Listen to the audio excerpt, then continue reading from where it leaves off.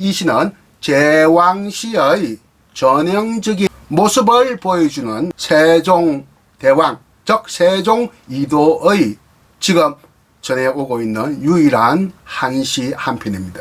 이 세종, 아버지 세종의 시가 왜 세조실록에 실렸겠느냐 하는 겁니다. 이것은 뭔가 모종의 정치적인 전략이 깔려 있었지 않았겠느냐. 싫어하는 인생공부, 송희복의 서정시 비평.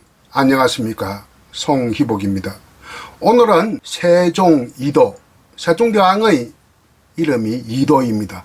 세종이도의 시 꿈속에서 짓다를 두고 여러분과 함께 공부를 해보겠습니다. 먼저 세종대왕의 시 꿈속에서 짓다를 들어보시겠습니다. 꿈속에서 짓다. 세종이도. 비가 교회의 뜰에 흠씬 적시니 백성들의 마음이 즐겁고 햇빛이 한양 도성을 비추자 기쁜 기색이 새삼스러워라. 이처럼 나라의 경복이 많음이 적덕 누인의 말미암은 거라지만 다만 너희들에게 이르나니 자신의 몸을 홀로 삼가라. 잘 들어보셨습니까? 세종대왕이라고 하면 시를 많이 지었을 것이라고 생각되는데 세종실록에는 한 편의 시도 없습니다. 굉장히 뜻밖의 일이죠. 세종이도는 한시를 거의 남기지 않았습니다만 석가모니의 일대기를 훈민정음으로, 요즘 말로 하면 한글이 되겠습니다. 한글로 서사시로 창작을 했습니다. 대작이죠. 대작이면서 요즘 말로 하면 대박입니다. 그 서사시 제목이 월인청강지곡입니다. 그 하나만으로 국왕으로서 문학작품 남기기, 시 남기는 일에 있어서 소임을 다했다, 이렇게 볼 수 있겠습니다. 그가 남긴 유일한 한시 몽중작 꿈속에서 짓다는 세종실록에 나오지 않고 세종의 둘째 아들인 세조실록에 이 시가 남아 있습니다. 세조는 왕이 되기 전에는 수양대군으로 일컬어졌습니다. 어린 조카 단종을 죽이고 또 많은 그 우수한 나라의 인재들을 죽이고, 그 사육신이 대표적이죠. 또 자기 형제들, 안평대군 같은 자기 형제들을 죽이고 왕위에 오르고 왕권을 강화했습니다. 왕위에 오른 기간은 11년입니다. 39에 왕위에 올라서 아마 가장 조선시대 왕 중에서 늦은 나이에 왕위에 올랐을 겁니다. 50신 나이에 죽었으니 11년 왕위를 올랐습니다. 11년 왕 노릇을 하기 위해서 그렇게 많은 사람들, 또 그렇게 많은 형제, 조카들, 또 그리고 나라의 인재들을 죽여서 뭘 하려고 죽이느냐 하는 생각이 들 정도로, 우리가 지금 보기에는 말이죠, 참 무모하게 짝이었습니다. 그러니까 천벌을 받았죠. 온몸에 악성 피부병이 도져서 굉장히 고생을 했어요. 부처님에게 빌고 빌어서 나았다 하는 전설도 있는데 그게 맞는 이야기인지 모르겠습니다만 하여튼 그저 오래 살지는 못했습니다. 그게 세조인데 이 세종 아버지 세종의 시가 왜 세조실록에 실렸겠느냐 하는 겁니다. 이것은 뭔가 모종의 정치적인 전략이 깔려 있었지 않았겠느냐, 이런 생각이 듭니다. 무슨 이야기냐 하면 세종이 1449년 세종 31년 때 하루는 두 아들을 불렀어요. 장남과 차남. 첫째 아들은 앞으로 문종이 될 세자고, 둘째 아들은 수양대군입니다. 세자와 수양대군을 불러서 너희들에게 보여줄 게 있다, 내가 쓴 시다 하면서 보여줍니다. 그러면서 이 시는 내가 현실 속에서 쓴 게 아니라 꿈속에서 지었다, 꿈속에서 지은 시인데 잘 읽어봐라 하면서 준 게 바로 오늘 공부할 꿈속에서 짓다입니다.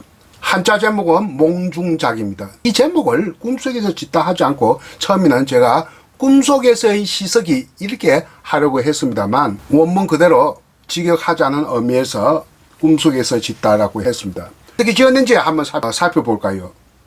비가 교회의 뜰에 험신적으니 백성들의 마음은 즐겁고, 비가 이렇게 충분히 내려야 농사를 잘 짓기 때문에 항상 비걱정을 하면서 살았습니다. 옛날 그 사회 체제는 수력 사회 체제거든요. 물이 바로 힘입니다. 물이 모자라도 안 되고 너무 많아도 안 됩니다. 재앙입니다. 그래서 적당한 물이 국력이죠. 이것을 우리는 수력이라고 합니다. 물수자, 힘력자. 연산군 때 비가 오지 않아 가지고 나에게 뭐 문제가 있다고, 내가 덕이 없어서 이렇게 비가 오지 않는가 하면서 뭐 기우제를 지내고 난리를 친 적이 있는데, 하여튼 지금 세종 때 이 시를 쓸 무렵에는 비가 적당하게, 적지도 않고 충분하게 내려서 백성들의 마음이 즐거웠다 하는 것을 이야기하고 있습니다. 우요, 교야, 민심락. 민심락이라고 하니까 백성들의 마음이 즐겁다 이 말을 하니까 여민락 이 생각이 나네요. 세종 때 궁중음악을 여민락이라 했거든요. 백성과 더불어 함께 즐거워한다. 그 다음 한시는 이렇게 사연으로 되어 있지 않습니까? 대체로 기성정결로 되어 있습니다. 햇빛이 한양 도성을 비추자. 아까는 비 이야기 했는데 이제는 햇빛 이야기. 햇빛도 중요하지 않습니까? 햇빛이 한양 도성에 비추자. 기쁜 기색이 새삼스러워라. 일영 경도 희기신. 경도는 서울경자, 도시도자, 경도, 서울을 말하는 겁니다.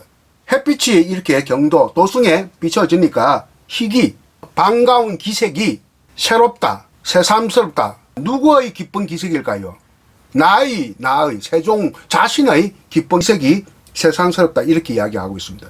이런가 이연이 잘 나네 대조적으로 짝매점을 하고 있네요. 비와 햇빛, 백성과 나, 즐거움과 새로움 뭐 이런 식으로 짝을 맺어서 대조의 묘를 잘 살리고 있습니다. 이것은 대조법이라기보다는 대구법이라고 할 수 있습니다. 얼핏 보기는 대조법 같지만 사실은 대구법에 가깝다고 이야기할 수 있겠네요. 대조와 대구법을 좀 쉽게 그냥 설명해 주실 수 있어요? 대구는 짝을 맺는 것이고, 그러니까 대구는 동질성을 지향한 것이고, 대조는 이질화시키는 것. 서로 대조한다는 것은 반대되는 산물의 특성을 보여주는 것. 근데 반대되는 산물의 특성을 보여주면서 동질성을 추구하면 대조적인 대구법이라고 할 수 있겠죠. 그러면 이것은 겉으로 보기는 대조이지만 사실은 지향하는 바는 동질성을 추구하고 있죠. 백성들의 즐거움, 나의 기쁨, 이것이 결국은 동질성을 추구하지 않습니까? 그러니까 대조적인 측면을 보이지만 궁극적으로 지향하는 것은 동질성이니까 대구법이다 이렇게 보면 되겠습니다. 그런데 락으로 끝나고 신으로 끝났습니다. 이렇게 모음이 일치되지 않거든요. 이것을 우리는 가군이라고 하는데 마지막 글자의 모음이 동질적이야, 동질성을 지녀야 되거든요. 니언, 미엄, 니언 뭐 이렇게 된다든지, 기역, 시옥, 기역 뭐 이렇게 된다든지, 기성정결 이렇게 좀 비슷한 것끼리 갖다가 반전시켰다가 또 비슷하게 끝나는 거, 이렇게 되어야 되는 거, 이것을 우리는 가군이라고 하는데 이것을 우리는 한시에서 평척법이라고도 해요. 그렇게 되지 않거든요. 지금 보니까 락신, 루신 이렇게 돼 있으니까 이건 뭔가 첫 번째부터 락이 아니고 뭐 난이니 간이니 뭐 전이니 이런 말을 써야 되는데 그렇지 않기 때문에 평척에는 맞지 않다, 가군이 맞지 않다. 그래서 이것을 우리는 글자 7자로 이렇게 되어 있으면 다 칠언절구라고 하는데 이거는 칠언절구가 아니고 운이 맞지 않으니까, 그러니까 평척이 맞지 않으니까 이거는 칠언고시라고 합니다. 칠언고시, 예꽃자 고시라고 해요. 아주 먼 옛날에는 이런 가군이니 평척이니 하는 게 없었던 모양이죠. 하여튼 끝글자의 모음이 맞지 않다 하는 것을 지적을 하고요. 제3년 기성정결 중에서 전에 해당되죠. 이렇게 시상이 안에 제기되고 이어져 오다가 획 뒤바뀌면서 다시 되돌아가면서 마무리하는 것. 그러면 어떻게 지금 반전을 하고 있습니까? 이처럼 나라의 경복이 많음이 적덕 누인의 말미암은 그라지만 굉장히 어려운 한자입니다. 뭐라고 되어 있냐면 다경수언 유정루라고 되어 있는데요. 다른 이번에 보면 이 경을 갖다가 누를 황자라고 되어 있어요. 누를 황자가 되어 있는데 이 누를 황자가 되어 있으면 이게 해석이 안 된다고 합니다. 누를 황자 이것은 창황이란 아주 잘 안 쓰이는 한자 단어가 있는데 일이 어수선하고 무질서하고 바쁜 것을 두고 창황이라고 한답니다. 뭐 일이 안에 쌓이고 쌓여서 지금 바빠 죽겠다 뭐 이런 뜻으로 해석을 한 경우가 있는데 전혀 다르다는 이야기입니다. 황자가 아니라 한문학자로 유명한 한 분 교수가 신경호 교수가 고려대학교 신경호 교수가 이것이 황자가 아니고 경자다 하는 것을 밝혀낸 바가 있습니다. 그래서 다경 경사로움이 많다. 경복이 많다. 경사롭고 다복함이 많다. 뭐 경복이라고 하는 게 더 나을 것 같습니다. 그럼 세 번째 글자가 다경수운. 숫자가 비록 숫자거든요. 운은 뭐라고 말하다. 뭐라고 하다 이런 뜻이거든요. 뭐라고 하느냐? 바로 뒤에 나오는 세 글자. 자막에 한자 잘 보세요. 유정루. 정루의 말미암다. 말미암을 유자거든요. 원인이 되다. 정루라고 하는 것은 쌓을 적자 사을 루자. 사일적 사일루 해도 되겠습니다. 말을 거꾸로 하면 누적입니다. 누적. 누적이란 말 많이 쓰지 않습니까? 무엇이 누적되다 할 때 쌓이고 쌓이다 그 말입니다. 쌓이고 쌓이는 것이 말미암는 그라지만 그라지면 라지만이 운에 해당되겠습니다. 말미암는 유에 해당되고 그러면 정루가 뭐냐? 요즘 말하면 누적입니다. 적덕 누인의 준말이다. 적덕. 덕을 쌓고 어짐을 어질린 자 어짐을 쌓는다. 누가? 누구의 적덕 누인입니까? 선조들의 조상들의 적덕 누인이 말미암은 그렇지만 이처럼 나라의 경복이 많음이 적덕 누인 선조들의 덕과 의짐의 원인으로 된 것이지만 원인에 있지만 세종의 입장에서 지금 말하고 있으니까 선조가 누구냐? 아버지 태종 이방은, 할아버지의 태조 이성계, 그 위에 또 누굽니까? 정조부 할아버지, 고조부 할아버지, 오대조 할아버지, 육대조 할아버지 6명의 아버지 이상 선조를 돌아가신 분을 말하는 겁니다. 이 용비어천가가 이 6명의 선조를 찬양하기 위한 서사지였죠. 그리고 훈민정음을 실험한 최초의 우리나라 문학 작품입니다. 이 안에 제일 앞에 보면 해동육룡이 나라샤 한국의 그러니까 조선의 6마리 용이 나르시어 이 6마리 용이 바로 6명의 조상입니다. 아버지, 할아버지, 정조부, 고조부, 오대조, 육대조 이 6명의 선조들이 덕을 쌓고 어짐을 쌓았기 때문에 그것이 아니야 원인이 되어서 나라의 경사로움과 다복함이 있다 하는 겁니다. 마지막도 좀 어려운 것입니다. 잘 볼까요? 한자로 된 자막도 보면서 같이 공부하도록 하겠습니다. 지위오군 신궐신. 지는 단지 진짜 단지 다만 위할 위자 하위자 위할 위자 이런 뜻인데 오군 내가 이 시를 10몇 년 전에 봤습니다. 우연히 인터넷 경매하는 데서 옛날 책을 하나 샀어요. 해방 직후에 1946년일 겁니다. 어제 시 뭐 하는 제목의 책이 있었는데 어제 임금이 지은 시라는 뜻인데 아주 그때 먹고 좀 비싼 돈 주고 아주 얇은 책인데도 5, 6만 주고 산 거 기억이 되는데 거기 보니까 조선시대 역대 임금의 좋은 시를 갖다가 이렇게 가려놓고 번역을 해놨어요. 해설도 없고 뭐 설명도 없고 누가 했는지도 잘 모르겠고요. 기억은 안 나고. 그리고 그 귀한 책을 싸서 몽중작을 안에 제가 보고 참 세종의 이런 시가 있었구나 하는 적이 있었는데 그걸 제가 또 2000년대 후반에 뭐 2008년인가 9년인가 한번 논문으로 발표했습니다. 군주시가라고 하는 키워드를 군주 임금의 안에 시와 노래 했는데 그때도 이 시를 인용을 했어요. 하면서 그때는 전혀 몰랐단 말입니다. 언제 때야 내가 발표하고 한 것을 제가 뭐 실록을 다 보는 사람도 아닙니까? 그래서 세종 세자 시절에 아니면 왕자 시절에 선건 줄 알았어요. 왜냐하면 오군이란 말이 나왔으니까 우리 임금이거든요. 우리 임금이란 말이 나왔으니까 세종이 임금할 때가 아니다. 그러니까 임금의 아들인 시절. 그러니까 태종 이방은이 임금 1시절에 선시라고 내가 본 겁니다. 왜? 오군이라 나왔으니까 우리 임금이란 말이 나왔으니까.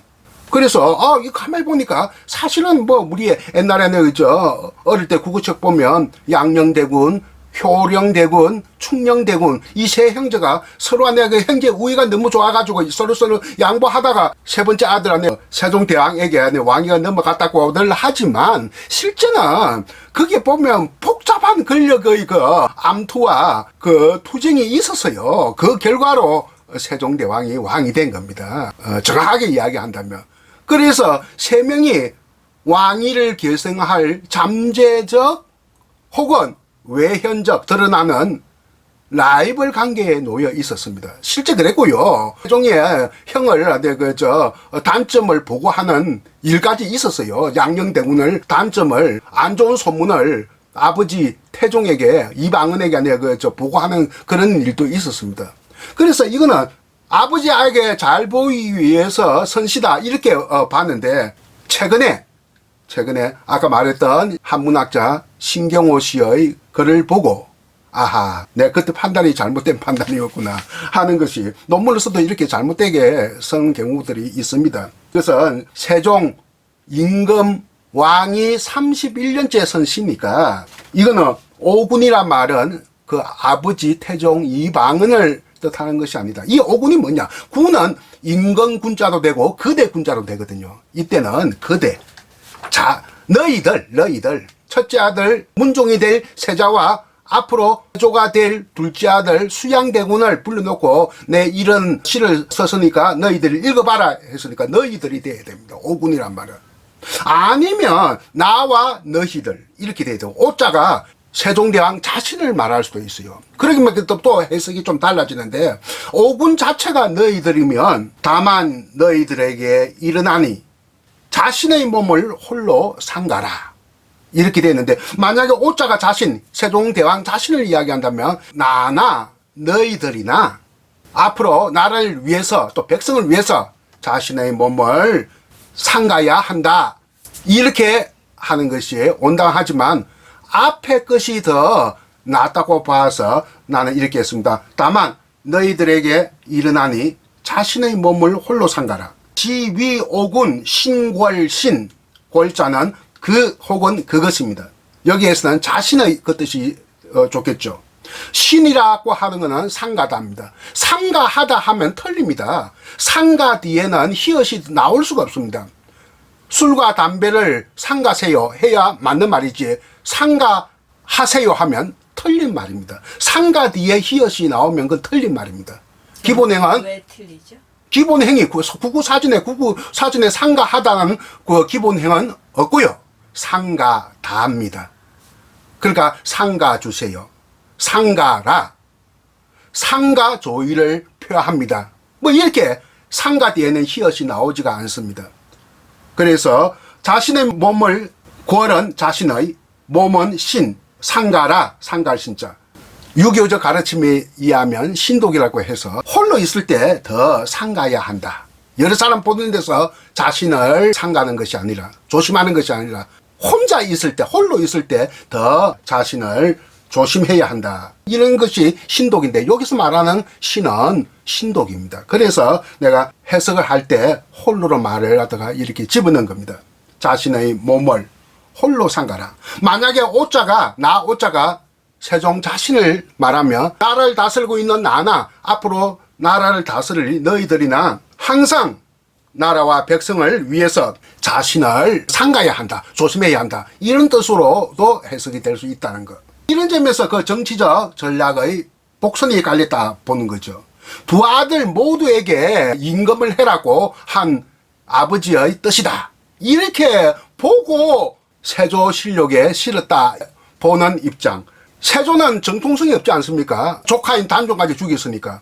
정통성이 없는 세조가 수양대군 즉 세조가 정통성을 확보한 정치적 전략의 복선이 깔린 것이 세조실록에 실려 있는 세종대왕, 세종이도의 꿈속에서 짓다라고 하는 시다라는 겁니다. 그러면 마지막 결론 내리겠습니다. 이 시의 성격에 대해서 제가 이야기를 해보겠습니다. 전형적인 의미의 제왕시에 해당한다. 제왕시. 황제나 임금이 선 시를 제왕시라고 합니다. 자, 왜 그럴까요? 애민, 백성을 사랑하는 마음, 애국, 나라를 사랑하는 마음, 계몽, 교훈, 또 훈계, 그리고 미래상의 제시, 이런 것이 총체적으로 녹아 있으면 제왕시가 되는 겁니다. 그런 점에서 이 시는 제왕시의 전형적인 모습을 보여주는 세종대왕, 즉 세종이도의 지금 전해오고 있는 유일한 한시 한 편입니다. 물론 세종께서는 많은 한시를 썼을 겁니다만 문헌에 지금 전해져 오는 것은 이것밖에 없다. 한시가 없어도 뭐 괜찮아요. 월인청강지곡이라고 하는 문학사의 대박을 터뜨린 분이 바로 세종대왕입니다. 그러면 언제 기회가 될 때 그 월인 청강지곡의 아주 짧은 부분을 소개해 주실 수 있나요? 그것도 시는. 아, 그럼요. 내가 뭐 이에 대해서 글을 여러 번 썼습니다. 그러면 오늘 여기서 마치겠습니다. 감사합니다. 꿈속에서 짓다 세종이도. 비가 교회의 뜰에 흠씬 적시니 백성들의 마음이 즐겁고 햇빛이 한양 도성을 비추자 기쁜 기색이 새삼스러워라. 이처럼 나라의 경복이 많음이 적덕 누인의 말미암은 거라지만 다만 너희들에게 이르나니 자신의 몸을 홀로 삼가라.